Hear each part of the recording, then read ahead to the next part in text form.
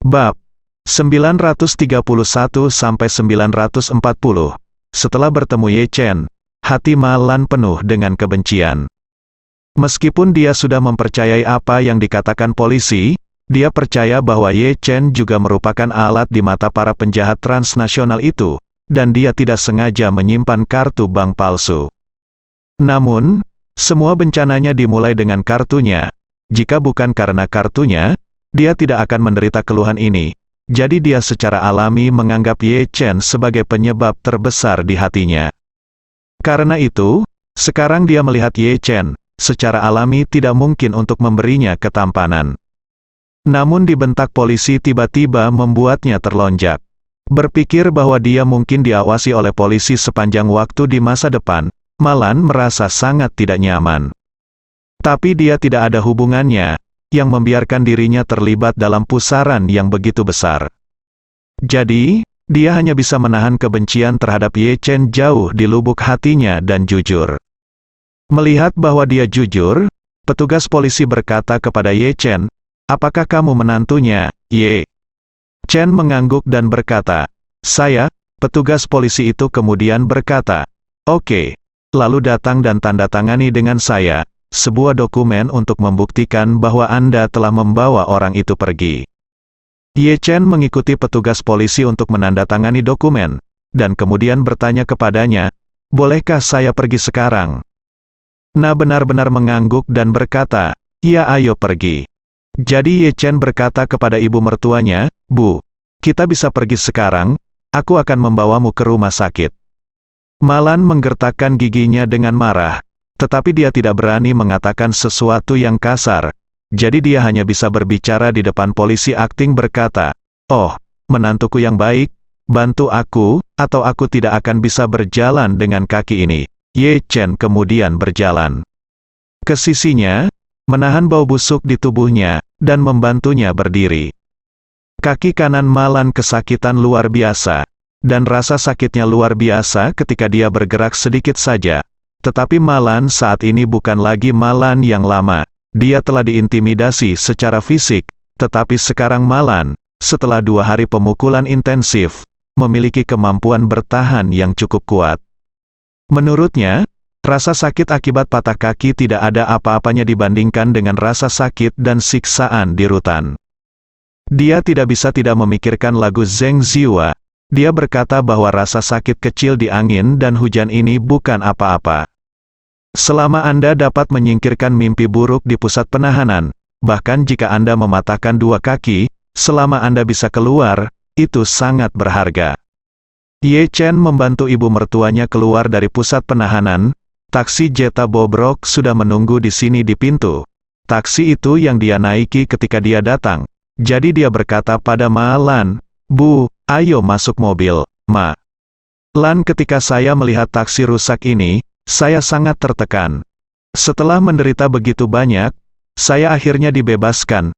Jadi masuk akal untuk memiliki mobil yang bagus untuk menjemput saya, bukan? Apapun yang terjadi, saya harus mengendarai BMW 530 suami saya. Hasilnya, BMW tidak melihatnya, dan bahkan meminta dirinya sendiri untuk menyewakan barang semacam ini. Ma Lan sangat marah, dia ingin memarahi Xiao Changkun, dan bahkan lebih ingin memarahi Ye Chen. Tetapi hal yang paling tidak nyaman adalah bahwa meskipun dia sangat marah di dalam hatinya, dia tidak bisa marah pada Ye Chen. Dia tidak berani marah pada Ye Chen karena kartu bank, dia juga tidak bisa marah pada Ye Chen karena taksi. Saya hanya bisa menahan amarah saya di hati saya, sangat tidak nyaman sampai saya hampir meledak.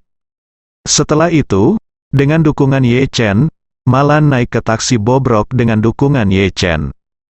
Setelah masuk ke dalam mobil, Marvin Ye berkata kepada supir taksi, "Guru, halo, pergilah ke unit gawat darurat rumah sakit rakyat." Sopir buru-buru mengemudikan taksi ke rumah sakit rakyat. Ye Chen, yang sedang duduk di kopilot, berkata kepada Ma Lan, "Bu, saya sudah menelepon Curan, dan dia telah bergegas ke rumah sakit rakyat sekarang. Dan saya akan menunjukkan kakinya nanti." Ma Lan mendengus pahit, lalu memalingkan wajahnya keluar jendela dengan marah, dan berkata dengan suara licik, Sungguh tidak ada gunanya meminta menantu sepertimu, dia hanya akan membuatku kesulitan. Ye Chen bertanya dengan sengaja, Bu. Apa maksudmu? Kapan aku membuatmu mendapat masalah lagi?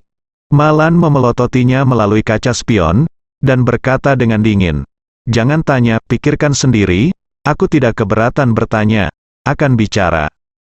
Ma Lan telah diperingatkan berkali-kali oleh polisi, dan sekarang dia tidak berani langsung marah pada Ye Chen, dia hanya bisa marah dengan cara terselubung ini.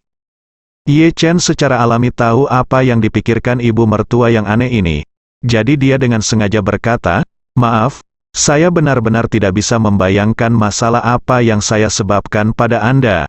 Ma Lan sangat marah sehingga dadanya terus naik dan jatuh, dan dia memarahi Ye Chen. Beberapa kali kata-kata itu sudah diambang mulutnya, tetapi pada akhirnya dia hanya bisa menahannya. Perasaan itu seperti tongkat di tenggorokannya. Jadi dia hanya bisa berhenti memikirkannya untuk saat ini, memaksa dirinya untuk membawa topik itu ke Xiao Changkun, dan bertanya, dengan siapa ayahmu pergi ke pesta? Kapan dia pergi? Ye Chen berkata, aku pergi di pagi hari, tetapi saya tidak tahu siapa itu, karena saya tidak bertanya kepadanya. Ye Chen tahu betul bahwa jika ibu mertuanya tahu bahwa ayah mertuanya pergi ke pesta dengan cinta pertamanya dan teman sekelas mereka, dia pasti akan marah. Saat ini harus menghancurkan taksi ini. Jadi dia hanya berpura-pura bodoh dan memintanya untuk bertanya langsung kepada lelaki tua itu, karena dia tidak ingin terlibat dalam air berlumpur di antara mereka bertiga. Ma Lan sangat marah dan memarahi, bukankah kita baru saja bertemu beberapa waktu yang lalu? Kenapa kita berkumpul lagi? Sepertinya selama 2 hari aku di penjara di pusat penahanan, dia menjalani kehidupan yang sangat keren. Setelah berbicara, Ma Lan segera mengeluarkan ponselnya dan menelepon Xiao Changkun. Saat ini, Xiao Changkun sedang bersenang-senang dengan Han Meiking dan sekelompok teman lama di klub Huyuwang. Dan Xiao Changkun sendiri juga dalam suasana hati yang baik, karena tidak ada teman sekelas lamanya, termasuk Xie Wenru, yang berani mengejeknya lagi. Melihat wajah Ye Chen, Yubo secara pribadi melayani Xiao Changkun dan teman sekelasnya, yang sangat jarang terjadi di Jinling. Jadi teman sekelas lama Xiao Changkun tidak bisa menahan diri untuk tidak memandangnya dengan kagum. Semua orang makan siang mewah di clubhouse, karena semua orang masih bersemangat, jadi Han Meiking langsung meminta sebuah kotak di clubhouse yang brilian, dan semua orang mulai bernyanyi.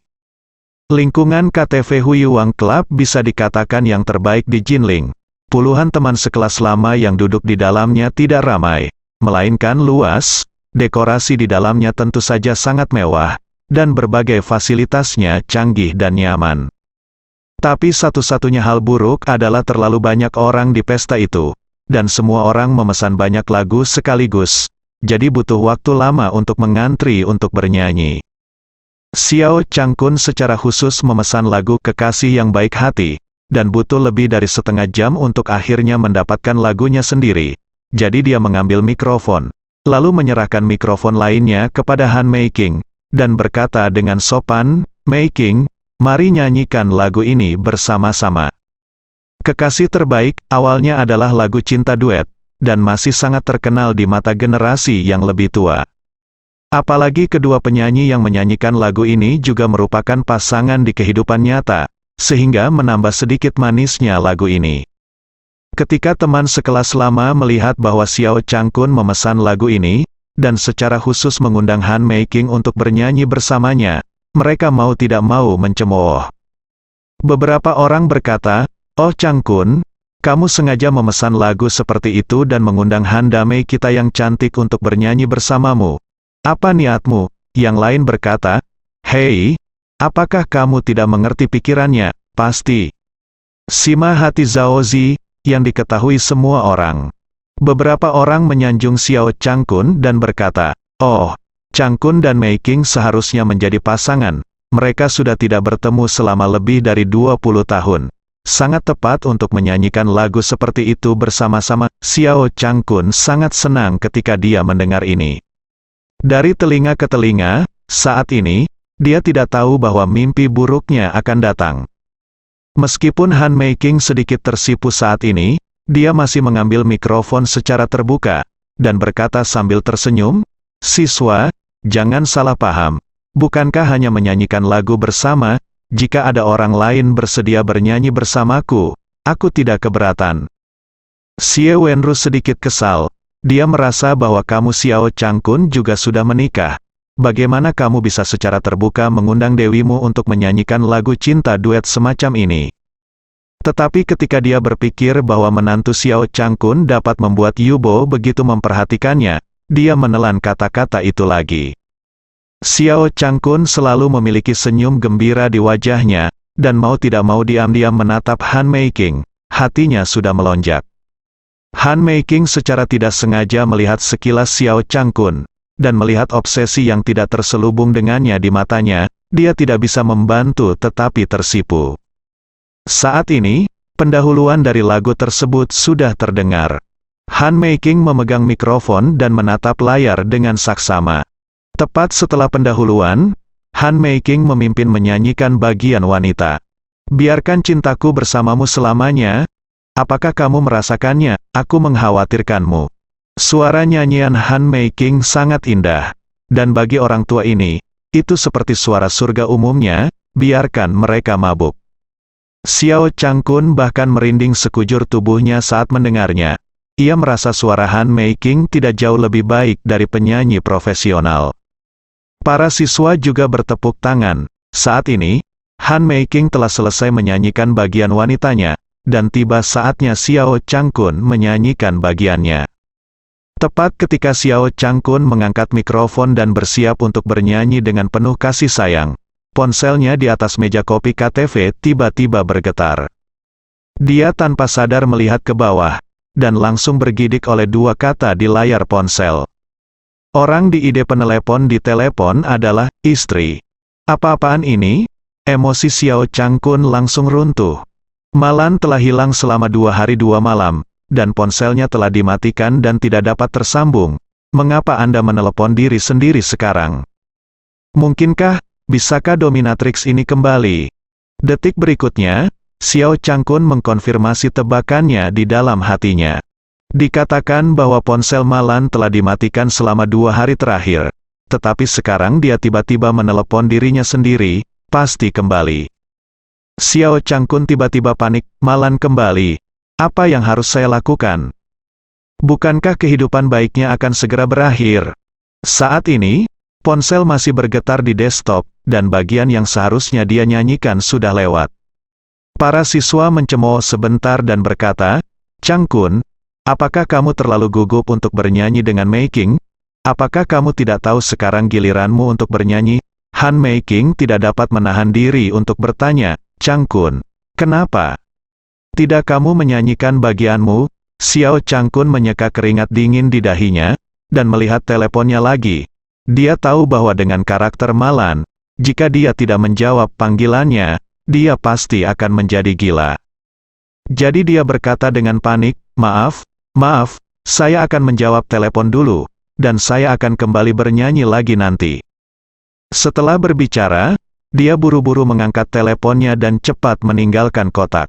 Melihat ini, Xie Wenru segera mengambil mikrofon yang ditinggalkannya, dan berkata sambil tersenyum, "Ayo, Meiking, aku akan bernyanyi bersamamu."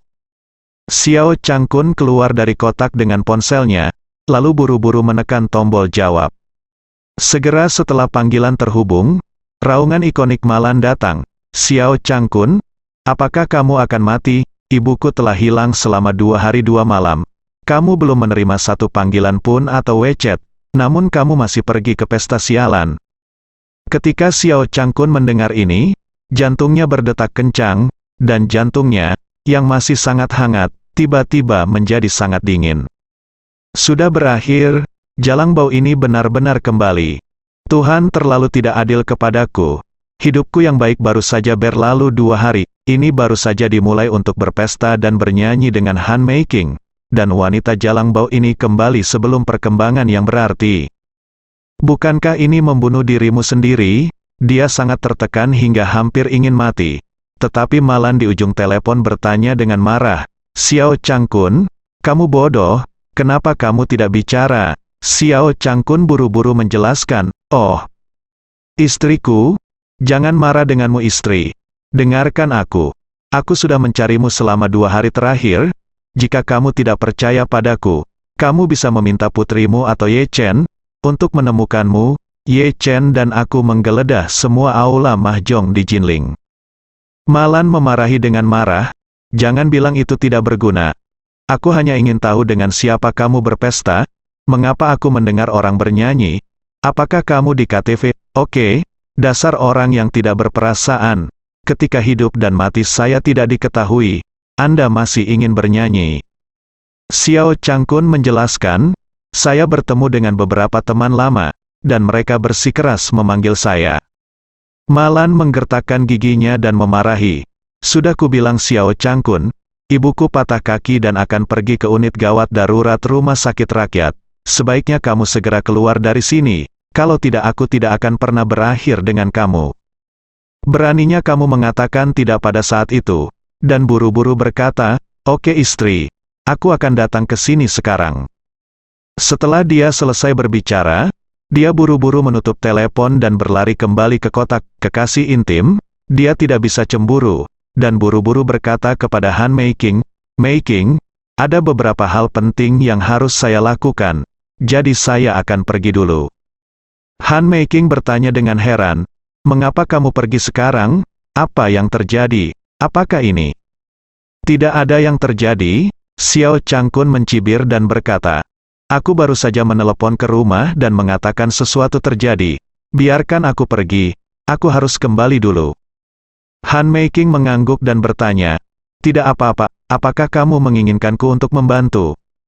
Xiao Changkun melambaikan tangannya dengan tergesa-gesa, dan berkata, tidak perlu, aku bisa pergi sendiri. Meskipun Han Meiking merasa sedikit menyesal, dia masih menganggukkan kepalanya dengan sangat pengertian dan berkata, kalau begitu jika kamu butuh bantuan, ingat untuk menelepon saya. Oke, Xiao Changkun mengangguk, dan buru-buru berkata kepada yang lain, semuanya, keluargaku pergi lebih awal, jadi ayo makan, minum, dan bersenang-senang. Kerumunan tidak bisa menahan diri untuk mengatakan, Changkun, kamu baru saja mulai bernyanyi. Mengapa kamu pergi? Aku belum mendengar kamu menunjukkan suara nyanyianmu. Xiao Changkun hanya bisa menggigit peluru dan berkata, kali ini, benar-benar ada sesuatu. Lain kali Xie. Wenru sangat senang, dan berkata, oh, Changkun, apakah Malan memanggilmu untuk mendesakmu kembali? Kamu tidak membawanya saat kamu keluar ke pesta.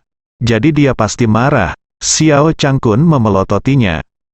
Dengan dingin berkata, Xie Wenru, ada apa denganmu? Kenapa kamu ada di mana-mana? Setelah selesai berbicara, dia dengan enggan melirik Han Meiking, menoleh dan meninggalkan kotak. Begitu dia keluar dari kotak, Xiao Changkun menghentakkan kakinya dengan marah. Ini namanya apa? Bagaimana Malan kembali begitu cepat? Mengapa Anda tidak bisa belajar dari Qian Hongyan? Lihatlah Qian Hongyan, sejak dia menghilang, dia belum terdengar lagi sejak dia menghilang. Seolah-olah dia telah menguap dari dunia. Alangkah baiknya jika Malan bisa belajar darinya. Xiao Changkun berlari kencang keluar dari klub Hui Hui, dan buru-buru mengendarai BMW-nya ke rumah sakit rakyat. Juga bergegas ke rumah sakit rakyat, ada Xiao Churan yang penuh kekhawatiran. Dia mendengar bahwa kaki ibunya patah, dan dia sangat cemas. Dia tidak tahu apa yang terjadi pada ibunya selama 2 hari ini. Malan menutup telepon, memegangi kaki kanannya, berkeringat seperti hujan karena kesakitan. Sambil berteriak, dia dengan marah mendesak pengemudi, berkata, bisakah mobilmu yang rusak masih berfungsi? Kamu mengemudi sangat lambat, nyonya tuaku akan kesakitan, tahu. Di kota-kota memiliki batas kecepatan, dan Anda harus benar-benar mengikuti peraturan batas kecepatan. Poin tidak hanya akan dikurangi untuk ngebut, tetapi juga akan menimbulkan ancaman besar bagi keselamatan pejalan kaki. Mengancam ibumu, Malan. He penuh amarah, dan ketika dia mendengar apa yang dia katakan, dia langsung memarahi dengan marah, berkendara lebih cepat, aku sakit sampai mati. Bisakah kamu menghasilkan lebih banyak uang atau apa, jika kamu menunda begitu banyak? Jika aku menjadi cacat, ibuku, aku tidak akan pernah berakhir denganmu. Pengemudi itu berkata tanpa daya, aku sudah mengemudi cukup cepat. Jika kamu pikir aku mengemudi dengan lambat, maka kamu bisa turun dan mengganti mobil tanpa pikir panjang. Malan berseru, bagaimana sikap Anda, percaya atau tidak? Saya akan menuntut Anda, percaya atau tidak? Saya akan membuat Anda menganggur hari ini. Peraturan, apa yang kamu keluhkan? Saya tidak peduli jika kamu mengeluh. Apakah kamu bersedia untuk mempercepat? Malan mengertakkan gigi dan memarahi. Ibuku mengeluh bahwa kamu menganiayanya dan melecehkannya secara seksual.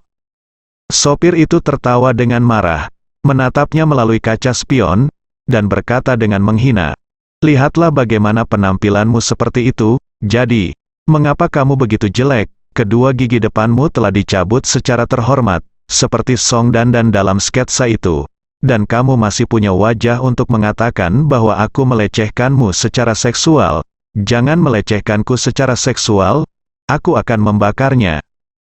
Dan bahkan berani mengejek diri sendiri karena jelek, saya tiba-tiba menjadi marah, dan berkata dengan dingin, siapa namamu, dari perusahaan mana kamu berasal, saya akan menelepon sekarang mengeluh, apakah kamu percaya? Ketika pengemudi mendengar ini, dia langsung menjadi marah, menepikan mobil dan berhenti, dan berkata dengan nada menghina, jika kamu ingin mengeluh, pergi dan mengeluh. Aku tidak akan menerima pesananmu. Keluar dari sini. Malan adalah geram. Terkutuk, biarkan aku turun. Kamu siapa? Cepat dan antar aku. Kamu dengar, aku menunda perawatan kaki ibuku, dan ibuku akan berkelahi denganmu. Pengemudi segera mematikan mobil dan mencibir, maaf. Mobilku mogok dan aku tidak bisa pergi. Jika kamu tidak ingin keluar dari mobil, maka kamu bisa tinggal di sini. Malan tidak menyangka bahwa pihak lain tidak akan melakukannya. Dia sama sekali tidak setuju dengannya, dan akan terus marah. Tetapi dia tidak menyangka pengemudi akan mendorong membuka pintu dan turun untuk merokok. Ye Chen duduk di kopilot, merasa geli di hatinya. Ibu mertua saya sendiri sepertinya tidak pernah mengerti situasinya. Sekarang patah kakinya sendiri yang perlu dirawat secepatnya. Dan bukan patah kaki supir taksi, apa gunanya dia berpura-pura menjadi supir taksi. Sekarang orang tidak langsung mengemudi, bukankah dia yang menunda? Tapi Ye Chen tidak peduli padanya, jadi dia sengaja bertanya, Bu, apa yang harus kita lakukan sekarang? Tidak bisakah kita tinggal di sini sepanjang waktu? Kaki patah, dia harus buru-buru pergi ke rumah sakit untuk perawatan. Jika tidak, apa yang harus saya lakukan jika saya menjadi cacat di masa depan? Jadi dia hanya bisa berkata kepada Ye Chen, pergi dan hentikan taksi lain. Ye Chen mengangguk, keluar dari mobil, berjalan ke pinggir jalan dan menunggu sebentar, lalu melambai dan menghentikan taksi lain. Setelah itu, dia kembali ke mobil tadi dan membantu Malan, yang kakinya patah, keluar. Menahan rasa sakit di kakinya, Malan keluar dari mobil, lalu menahan rasa sakit lagi. Dikirim ke mobil lain oleh Ye Chen. Melihat dia sedang mengemudi, dia menurunkan jendela dan memarahi pengemudi yang sedang merokok di pinggir jalan.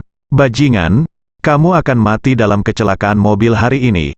Ketika pengemudi mendengar ini, dia mengutuk dengan marah, kamu. Ini bajingan jelek harus mati sebelum aku. Malan segera marah, dan ingin menjulurkan kepalanya untuk terus memarahi, tapi mobil sudah melaju jauh. Jadi dia hanya bisa menyerah dengan marah. Ye Chen, yang telah diam selama ini, tidak dapat menahan desahan di dalam hatinya. Sebagai ibu mertua saya, sepertinya saya telah banyak disiksa di pusat penahanan. Jika tidak mungkin bagi Huo Dacheng menjadi seperti ini. Dia tidak bisa tidak mulai bersimpati dengan ayah mertuanya Xiao Changkun. Malan pasti tahu bahwa dia sibuk berkencan dengan Han Meiking 2 hari ini. Mengapa dia tidak mengalahkan otaknya? Taksi datang ke unit gawat darurat Rumah Sakit Rakyat Jinling. Xiao Churan sudah menunggu di sini. Melihat Malan tidak hanya memiliki kaki yang patah, tetapi juga memiliki penampilan yang menyedihkan dengan hidung memar dan wajah bengkak. Bahkan kehilangan 2 gigi depan, dia tidak bisa menahan diri untuk tidak tersipu. Melangkah maju, dan bertanya sambil menangis, "Bu, kenapa kamu terluka? Cedera yang begitu serius?" Ketika Malan melihat putrinya, dia langsung merasa sedih. Semua keluhan yang dia derita dalam 2 hari terakhir tidak bisa lagi ditahan saat ini. Dia memeluk Xiao Churan dan menangis dengan keras. "Gadisku yang baik, hidup ibu sangat sulit. Tahukah kamu hampir mati dalam 2 hari ini, dan kamu hampir tidak pernah melihat ibumu lagi." Setelah selesai berbicara, emosi Malan tiba-tiba runtuh. Meledak menangis, melihat ibunya menderita begitu banyak keluhan. Xiao Churan secara alami merasa sangat tidak nyaman. Sambil mendukung ibunya, dia menangis dan bertanya, "Bu, apa yang terjadi denganmu selama 2 hari ini? Ceritakan cepat." Malan menyeka air matanya, merasakan dorongan di dalam hatinya, ingin menceritakan keseluruhan cerita kepada putrinya, kata demi kata. Tetapi ketika kata-kata itu keluar dari bibirnya, dia menelan semuanya. Dia tahu bahwa dia tidak bisa mengatakan kata-kata seperti itu tanpa pandang bulu. Kalau tidak dia akan dibunuh atau dipenjara. Jadi dia hanya bisa berbohong dan berkata, "Hei, jangan sebut ibu ditipu dengan skema piramida. Setelah orang itu menipu saya dengan skema piramida, dia memukuli saya dengan keras dan memaksa saya mengeluarkan uang untuk membeli produk mereka. Tetapi bagaimana saya bisa punya uang? Mereka terus memukuli saya dan tidak memberi saya makan, dan gigi depan saya dirontokkan oleh mereka." Xiao Churan buru-buru bertanya, "Bu, apakah ibu sudah memanggil polisi? Biarkan polisi menangkap mereka." Malan menangis dan berkata, "Belakangan, organisasi MLM diambil alih oleh polisi, dan bahkan saya ditangkap oleh polisi dan dikirim ke pusat penahanan. Tanpa diduga, saya bertemu lagi dengan Anda di pusat penahanan. Nenek dan Xiao Weiwei, mereka berdua bekerja sama di pusat penahanan untuk menggertakku." Xiao Churan terkejut dan bertanya, "Nenek dan Weiwei, kenapa kamu dikurung bersama mereka?"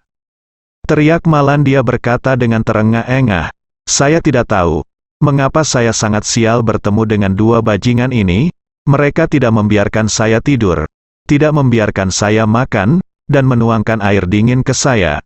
Bukankah Anda tahu kehidupan seperti apa Anda ibu telah hidup 2 hari ini? Ini lebih buruk dari neraka." Mendengar ini, Xiao Churan menangis terseduh-seduh. Malan curhat sebentar, dan ketika suasana hatinya sedikit membaik, dia tiba-tiba memikirkan Xiao Changkun, dan segera bertanya, "Churan, katakan yang sebenarnya, dengan siapa ayahmu pergi ke pesta?" Xiao Churan tahu betul di dalam hatinya bahwa jika ibunya tahu bahwa ayahnya akan bertemu Han Meiking dan teman sekelas lama mereka, dia pasti akan sangat marah. Saat ini, dia sudah sangat emosional, dan tidak ada yang bisa menambah bahan bakar ke apinya. Jadi dia berkata, "Seharusnya reuni dengan teman sekelas lamanya. Saya tidak tahu detailnya, mungkin itu yang terakhir kali. Kami tidak bisa berkumpul setahun sekali, tidak mungkin berkumpul sekali dalam waktu singkat, periode waktu, dan kemudian pergi lagi, pasti ada semacam kesempatan yang berbeda kali ini." Xiao Churan hanya bisa berbohong di luar keinginannya, "Aku tidak tahu banyak tentang ini, itu hilang."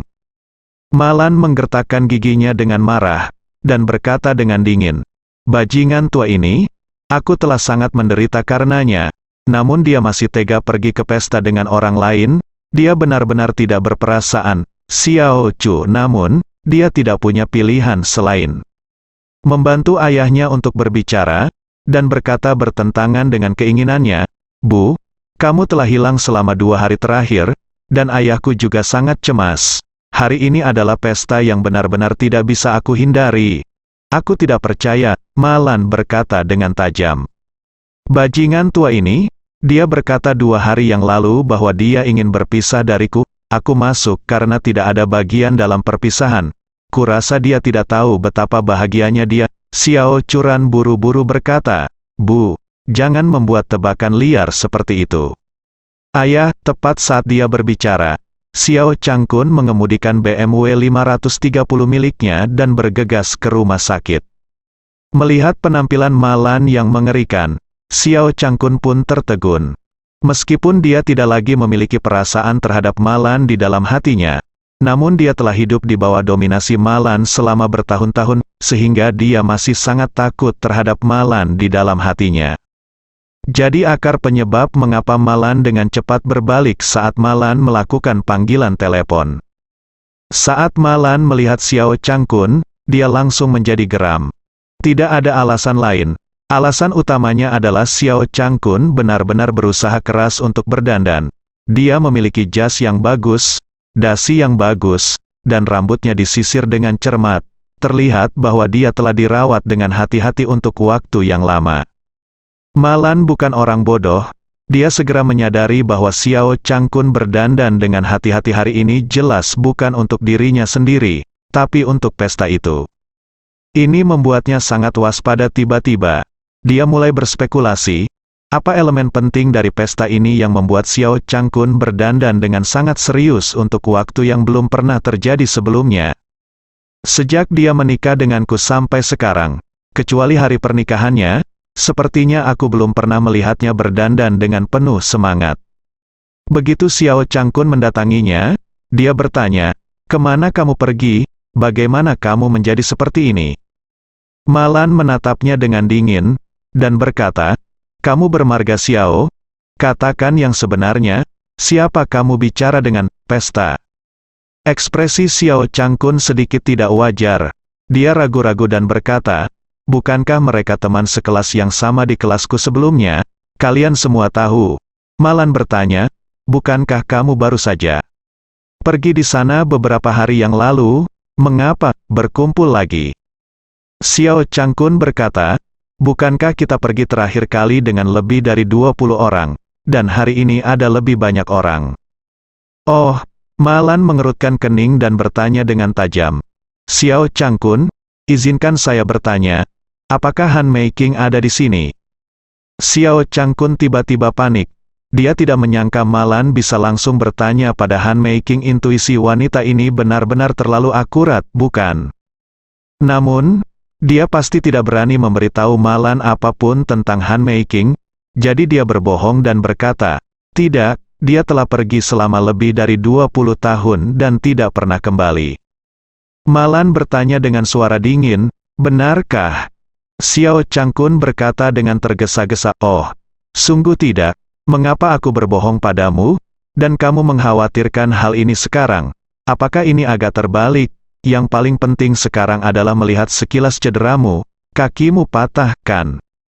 Malan begitu sibuk mencoba mencari tahu apa yang terjadi pada Xiao Changkun sehingga dia bahkan tidak peduli dengan cedera dan patah kakinya sendiri, hanya untuk diingatkan oleh Xiao Changkun bahwa dia ingat tangan kanannya kakinya sangat menyakitkan. Jadi dia buru-buru berkata kepada Xiao Churan, "Gadisku sayang, bawa ibu ke dokter secepatnya, dan jangan tinggalkan ibu dengan cacat apapun." Setelah pergi ke ruang gawat darurat dan menemui dokter, atas permintaan dokter selanjutnya, setelah ronsen diambil, Xiao Churan bertanya dengan gugup, "Dokter, bagaimana kondisi ibuku?" Malan takut sesuatu akan terjadi padanya, jadi dia buru-buru bertanya, "Ya, dokter, bagaimana hasilnya pemeriksaan? Saya tidak akan menjadi lumpuh, bukan?" Dokter berkata kepada Malan, "Dari film Sinar X, tulang betis Anda hancur dan patah. Yang cukup serius. Tetapi jika Anda pulih dengan baik, kamu tidak boleh lumpuh. Ini untuk memasang gips terlebih dahulu, dan kemudian tinggal di rumah sakit untuk observasi selama sekitar setengah bulan, sehingga tidak terjadi apa-apa." Ketika Malan mendengar bahwa dia tidak akan menjadi lumpuh, dia lega. Tetapi ketika dia mendengar bahwa dia perlu dirawat di rumah sakit, dia langsung menjadi cemas. Mengapa saya masih harus dirawat di rumah sakit? Setelah gips selesai, bisakah saya pulang dan memulihkan diri?" Tidak tinggal di villa mewah Thomson Yipin sampai sekarang, Malan merasa sangat dirugikan. Setelah 2 hari penyiksaan yang tidak manusiawi ini, dia bermimpi untuk kembali ke villa besar, berbaring di tempat tidur empuk yang besar, dan merasakan kegembiraan hidup di Tangchen Yipin. Dokter menggelengkan kepalanya dan berkata, "Setengah bulan pertama plesteran sangat penting. Ini terkait dengan pemulihan Anda secara keseluruhan. Jika Anda pulang, jika terjadi kesalahan, jika Anda tidak menanganinya tepat waktu, mungkin menjadi akar penyebab penyakit. Mendengar ini, wajah Malan tiba-tiba terasa kecewa. Namun, Xiao Changkun di sampingnya senang di hatinya. Kembalinya Malan yang tiba-tiba tidak dapat diubah baginya. Tetapi jika Malan bisa dirawat di rumah sakit, dia akan bisa bersantai selama beberapa hari lagi. Jadi, dia dengan sengaja berkata kepada Malan, "Sayang, dengarkan pengaturan dokter, dan kamu bisa tinggal di rumah sakit di sini dengan tenang, agar tidak meninggalkan akar penyebab penyakit di masa depan." Malan memandang Xiao Changkun dengan cemberut, dan bertanya, "Kenapa? Kamu tidak terlalu ingin aku pulang?" Xiao Changkun buru-buru melambaikan tangannya, "Bukan itu maksudku." Malan mendengus dingin, mengingat sesuatu, dan buru-buru bertanya pada Ye Chen, "Bukankah kamu kebetulan mengenal dokter jenius si Tianqi itu? Buat panggilan dan minta dia untuk datang dan memperbaiki kakiku." Ye Chen mengerutkan kening ketika mendengar perintah ibu mertuanya nada. Tikus seperti Malan masih ingin si Tianqi menyembuhkan kakinya. Ye Chen mencibir di dalam hatinya, dan berkata dengan tenang, "Tuan Si tidak ada di Jinling untuk saat ini, dia pergi ke Yanjing untuk merawat orang." Mendengar ini, Malan segera berkata, "Kalau begitu biarkan aku menunggu dia kembali ke kantor pusat." Ye Chen berkata, "Dia mungkin tidak dapat kembali dalam 10 hari setengah bulan." Dokter berkata, "Kamu harus memasang gips hari ini."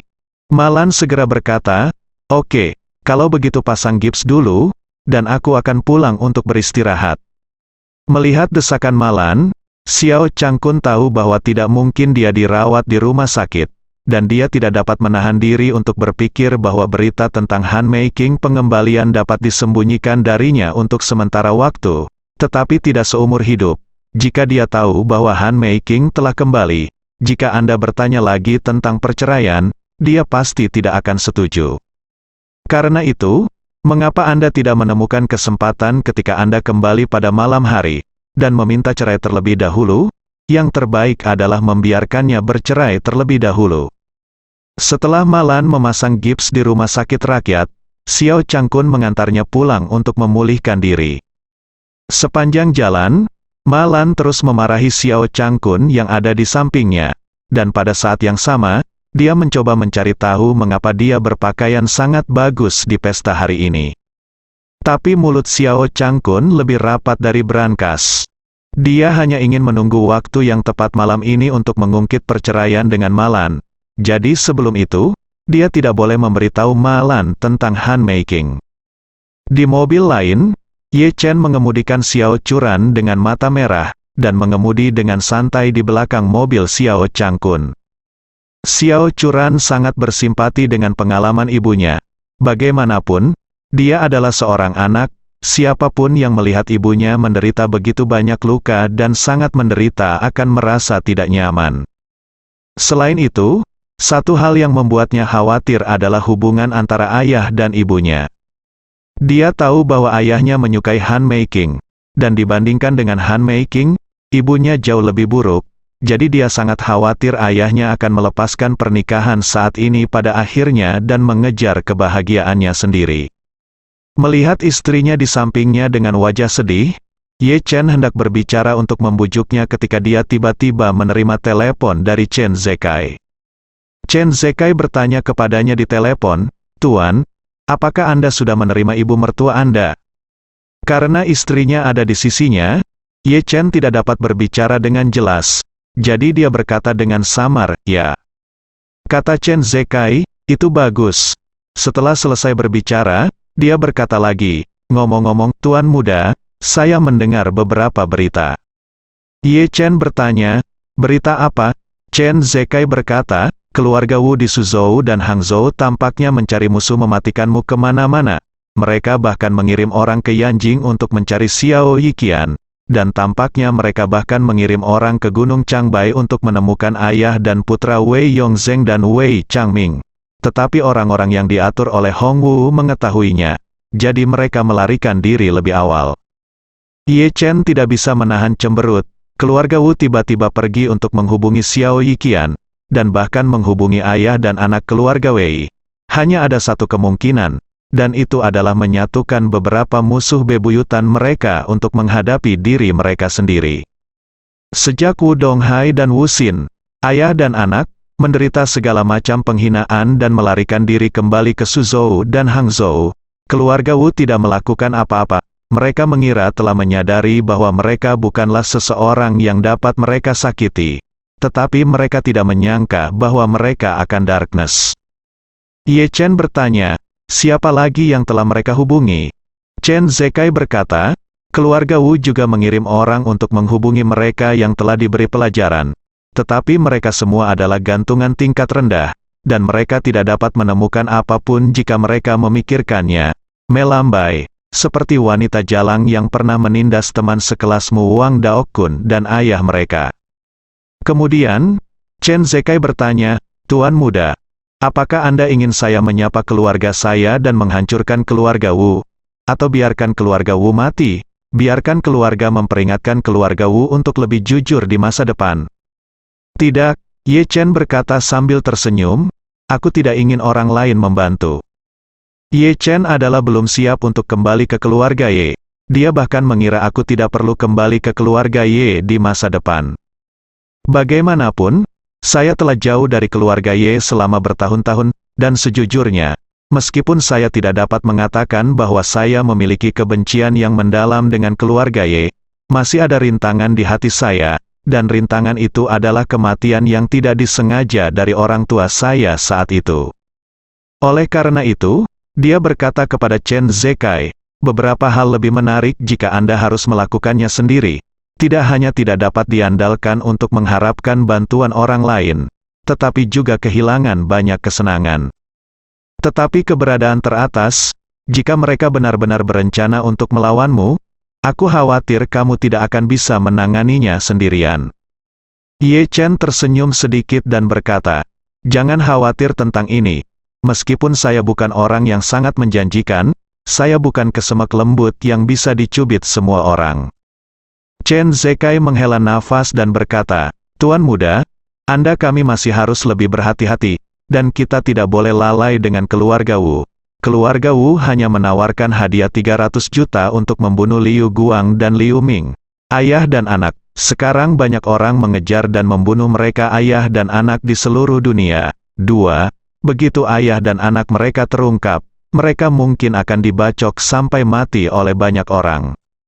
Ye Chen bertanya dengan rasa ingin tahu, apakah ada yang tahu kemana ayah dan anak itu pergi?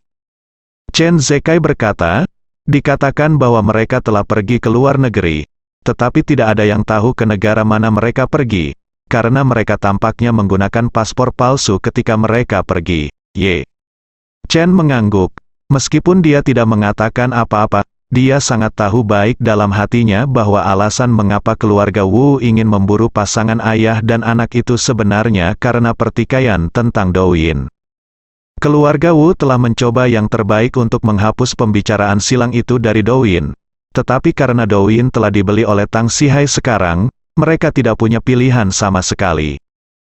Karena pembicaraan silang itu, seluruh keluarga Wu kehilangan muka dan tidak dapat dihapus, bahkan jika itu dihapus, jadi satu-satunya cara untuk mendapatkan kembali muka adalah dengan membunuh Liu Guang dan putranya, dan biarkan dunia tahu bahwa Wu keluarga tidak akan pernah dipermalukan untuk apa-apa.